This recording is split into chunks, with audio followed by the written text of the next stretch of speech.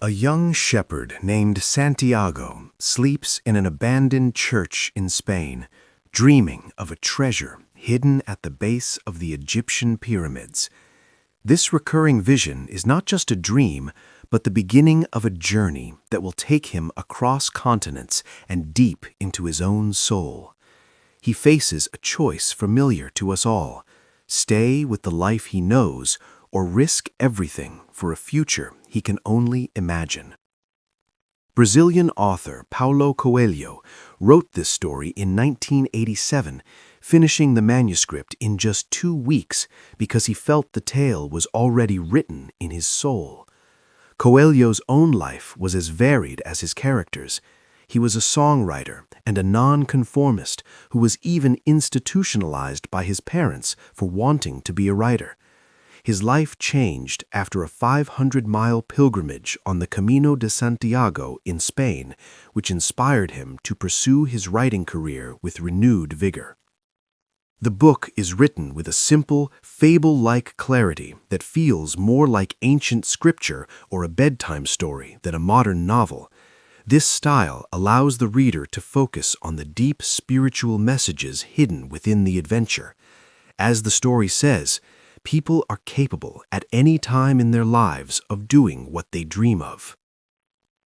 What follows is an allegorical quest where the physical journey through the desert mirrors the internal journey towards self-discovery. Listeners can expect a story where magic is a real force of nature and every person has a unique path to follow. Santiago's adventure officially begins when he meets a mysterious old man named Melchizedek, who claims to be the king of Salem. He introduces the book's most powerful concept, the personal legend, which is the unique purpose each person has in life.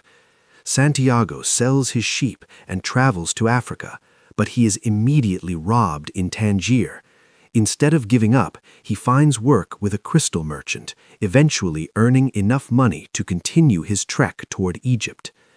Joining a desert caravan, Santiago meets an Englishman who is searching for an alchemist, a master who can turn regular metals into gold. While the Englishman studies books, Santiago learns to read the language of the world by observing the desert and the wind. He arrives at an oasis and falls in love with a woman named Fatima, but he continues his journey because true love never stops a person from pursuing their destiny. Under the guidance of the wise alchemist, Santiago learns the book's central lesson: when you want something, all the universe conspires in helping you to achieve it. Reaching the majestic Egyptian pyramids at last, the boy begins to dig in the sand, only to be attacked and robbed for a third time.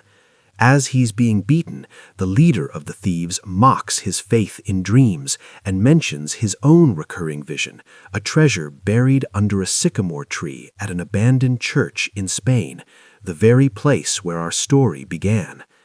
Santiago realizes the incredible irony. The riches he traveled thousands of miles to find were right where he started. He returns to his homeland, digs under the roots of that same sycamore tree, and finally finds a chest filled with gold and precious stones. This circular ending reminds us that while the gold was always there, he could only have gained the wisdom and spiritual growth to truly appreciate it by completing his long and difficult journey. At its heart, the book is about resilience and the courage to follow one's dreams despite fear. Coelho uses the Arabic word maktub, meaning it is written, to suggest that while we have a destiny, we must choose to act upon it. The story also emphasizes the soul of the world, the idea that everything in the universe is interconnected and created by the same hand. This story continues to resonate because it addresses the universal human search for meaning. It serves as a reminder that the fear of failure is often the only thing that makes a dream impossible to achieve. In a world that can feel disconnected, the book offers a sense of hope that the universe is not indifferent to our ambitions. Every person's life is a personal legend waiting to be fulfilled. The path may lead us back to our roots, but we return with new eyes and a deeper understanding of our place in the universe. Listening to the wind and the signs around us, we find that our true treasure is often found within the journey itself. Thanks for listening to Books Simply. If you enjoyed it, feel free to like, subscribe, and share it with someone who loves books.